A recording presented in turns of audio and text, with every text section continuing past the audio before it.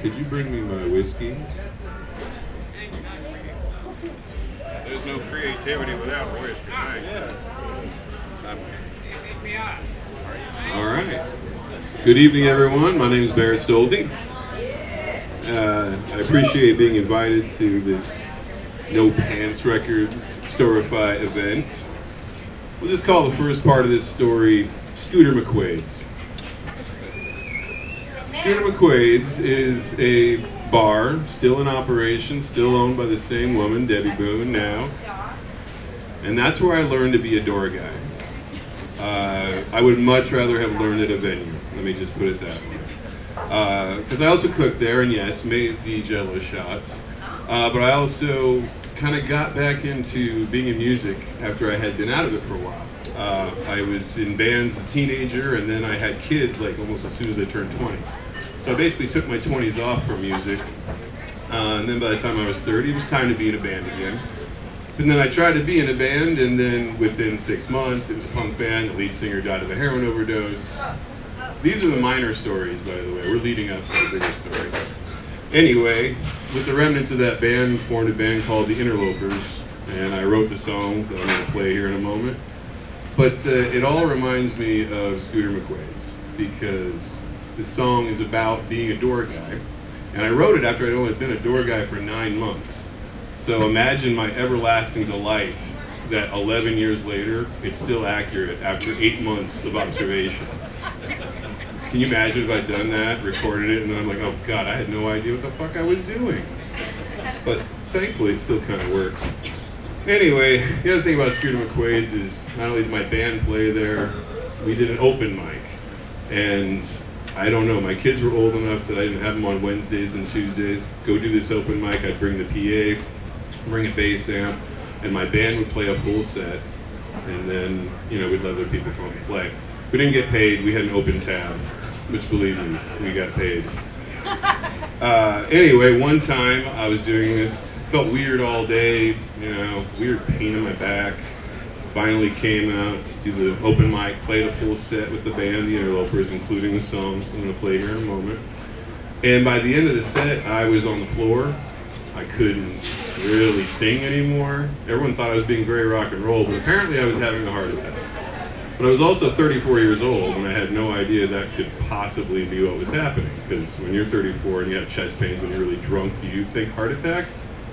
I don't think I heartburn, but anyway, turns out I had a heart attack.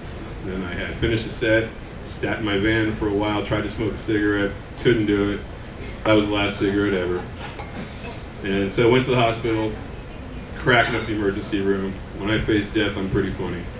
And then got 6 stints, and okay, you're good to go now. Don't smoke cigarettes, stop eating red meat, blah, blah, blah.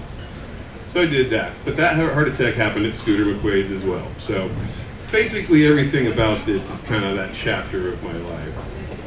It's a song called I Will Wait. I wrote it then, and yeah, it's about being a door guy. So let's see if I can play now that I've talked to him. By the way, I have to say, Omar, you're absolutely correct. This is just anti-everything. It feels so unnatural to do this. Yeah. All right, here's a song called I Will Wait. Yeah, buddy.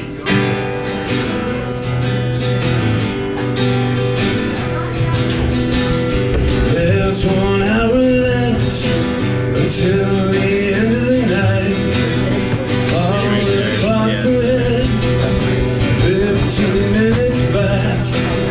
There's a look in the eyes of the dead. They don't listen to the call of the elf. I will wait until my vision is my own. There's a lure in my eyes. I will wait until I've done what I must do. I will wait for you.